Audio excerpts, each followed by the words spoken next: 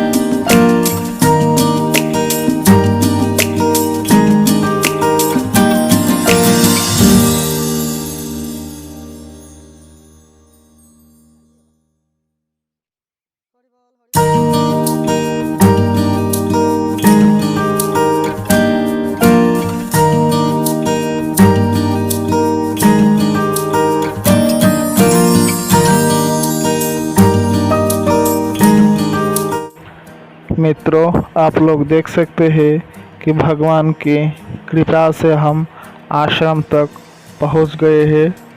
अब हम आश्रम में प्रवेश करेंगे।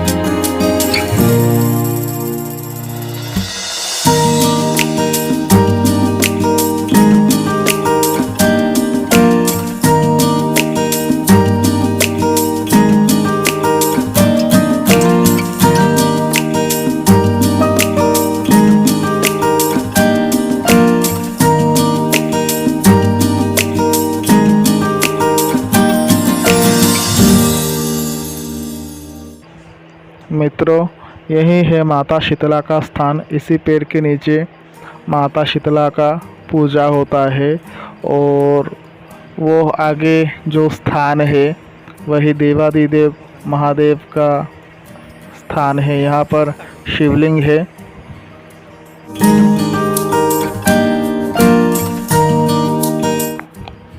आप लोग देख सकते हैं मित्रों, इसी पहाड़ के इसी पत्थर के नीचे हमारे गुरु माता का शैशव व्यतीत हुआ था।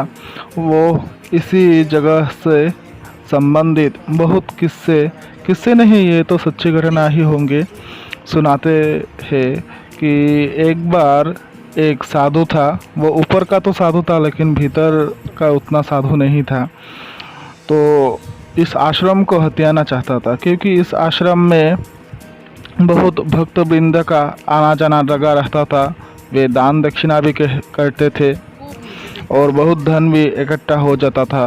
तो उस साधु के मन में लोभ उत्पन्न हो गया तो उसने चाहा कि इस आश्रम को अगर हथिया लिया जाए तो उसके पास बहुत धन रहेगा, इसलिए उसने इस आश्रम पर अपना कब्जा जमाने का प्रयत्न किया। लेकिन भगवान की कृपा से और नाग देवता के कारण वो साधु इस आश्रम पर जा नहीं पाया।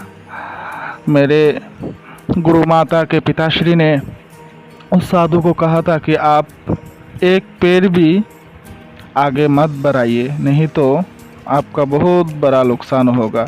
लेकिन उस साधु ने उनका एक बात भी नहीं सुना। जब एक पैर आगे बढ़ाया और आने लगा, तब नाग देवता उसे जकड़ने लगे। तो उसी वक्त बहुत ओझा आए, लेकिन नाग देवता से छुड़ा नहीं पाए। फिर जाकर हमारे गुरु माता के पिताश्री ने नाग देवता से उस साधु को बचाए थे। और इस आश्रम को देखकर बहुत आश्चर्यचकित होता है कि इस आश्रम के नीचे कैसे मनुष्य रह सकता है। चारों तरफ घने जंगल है। हम अब देख रहे हैं घने जंगल है, लेकिन आज से बहुत साल पहले तो और ना जाने कितने घने जंगल रहा होगा। वैसे तो चारों तरफ बहुत मनोरम दृश्य है, लेकिन मेरे गुरु माता कहती है कि जब रात होता था तब चारों तरफ हिंस्र पशु घूमते थे, लेकिन आश्रम में प्रवेश नहीं कर पाते थे या करते नहीं थे। उन्होंने ही देखा था कि एक बाघ एक आश्रम का आगे पीछे घूमता रहता था। उसके बाद हमारे गुरु माता के पिताश्री ने भी इस आश्रम में रहकर, इस पत्थर के नीचे रहकर गौ माता का भी पालन किया था। यहाँ पर पहले सब व्यवस्था था, गौ माता का भी व्यवस्था था, और अगर कोई आए तो उनका रहने का भी व्यवस्था था। इसी आश्रम के नीचे सोने का, स्नान आदि करने का। मेरे गुरु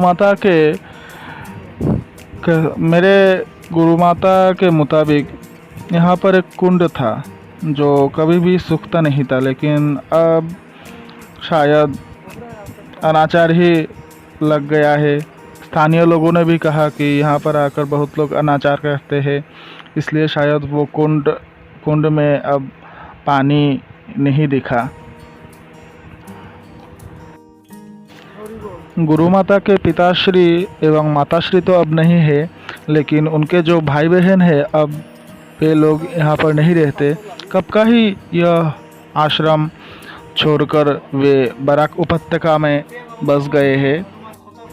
हम पहले जिस साधु के बारे में बोल रहे थे कि नाग देवता ने जकड़ लिया था, उस साधु को तो नाग देवता से गुरु माता के पिताश्री ने छुड़वा लिया था, लेकिन वो साधु उसके बाद 3 दिन ही जीवित था।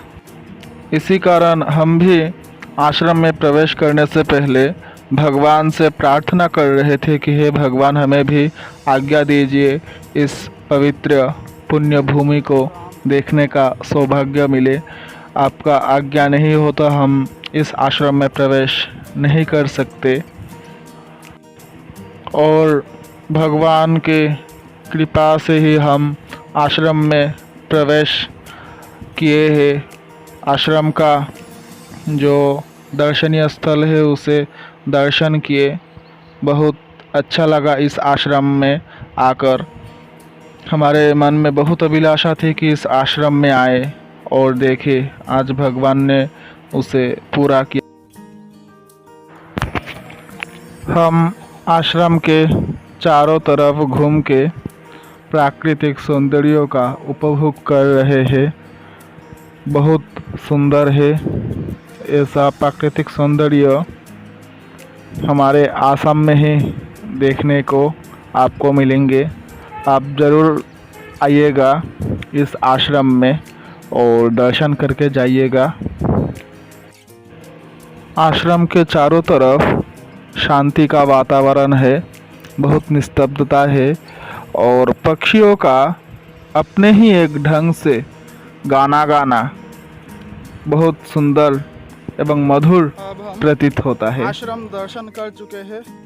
आश्रम दर्शन करने के पश्चात हम हमारे प्रधानमंत्री महोदय आसाम के कार्बी आंगलोंग जिला में लोरेनटीपी में आ रहे हैं।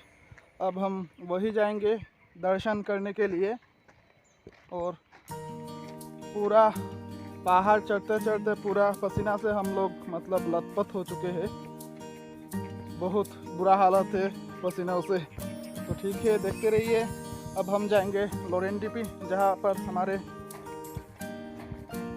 श्रीमान प्रधानमंत्री नरेंद्र मोदी जी आ रहे हैं।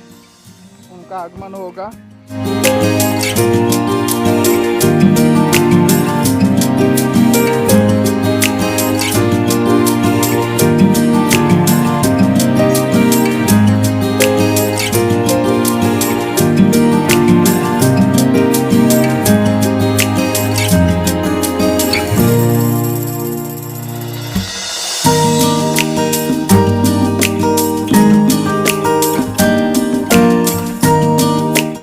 मित्रों, इसी स्थान पर ही 28/4/2022 इंग्राजी तारीख को हमारे प्रधानमंत्री जी का आगमन होगा। और बहुत खेद के साथ कहना पड़ रहा है कि उस दिन हम यहाँ पर आ नहीं सकते, इसलिए आज ही वो स्थान आप लोगों को दिखा रहे हैं। बीच में सब हमारे आसाम के जाति जनजाति के लोग अपने सांस्कृतिक वेशभूषा में युक्त होकर रिहर्सल कर रहे हैं प्रधानमंत्री जी के स्वागत के कारण। अब हम उस मंच की तरफ जा रहे हैं जिस मंच में हमारे आदरणीय प्रधानमंत्री जी आकर उपविष्ट होंगे। यहाँ बहुत धूमधाम से और सब आनंदित होकर प्रधानमंत्री जी के आने के खुशी में तैयारियां कर रहे हैं। और सिर्फ प्रधानमंत्री ही नहीं, हमारे जगह जगह से बहुत लोग आएंगे, उनके लिए भी व्यवस्थित हो रहा है। मात्र एक दिन के पश्चात प्रधानमंत्री जी का आगमन होगा, इसलिए सब लोग अपने अपने कार्य में रत है।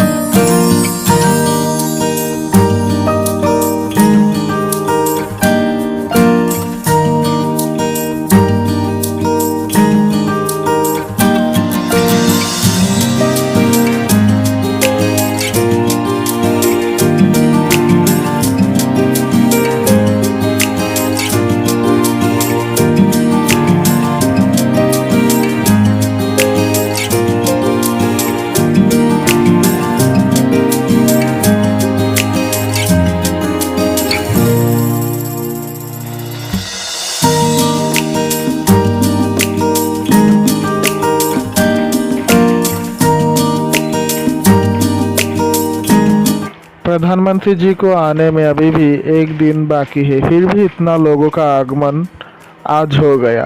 और जिस दिन प्रधानमंत्री जी आएंगे उस दिन कितना लोगों का आगमन होगा वो तो कल्पना से भी परे है।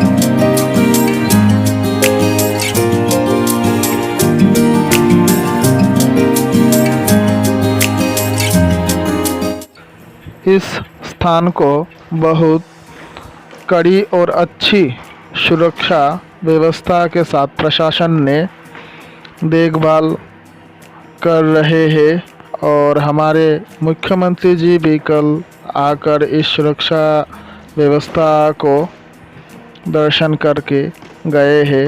आगे हम उस मंच को देखेंगे जिस मंच पर प्रधानमंत्री जी आकर प्रविष्ट होंगे। यही है वो मंच आप लोगों के सामने, बहुत सुंदर है। इस मंच को बहुत सुंदर तरीके से सजाया गया है और अभी भी काम चल रहा है।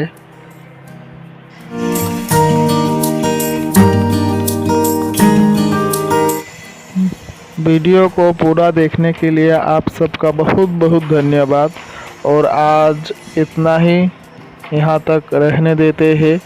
अगर वीडियो अच्छा लगा तो सब्सक्राइब कीजिए, साथ में बेल आइकन को दबाइए ताकि वीडियो आप तक पहुँचता रहे। और वीडियो अच्छा लगा या बुरा लगा, अगर कोई भूल भ्रांति हुई हो तो वो कमेंट करके बताइएगा ज़रूर। शेयर कीजिए, लाइक कीजिए। राधे राधे।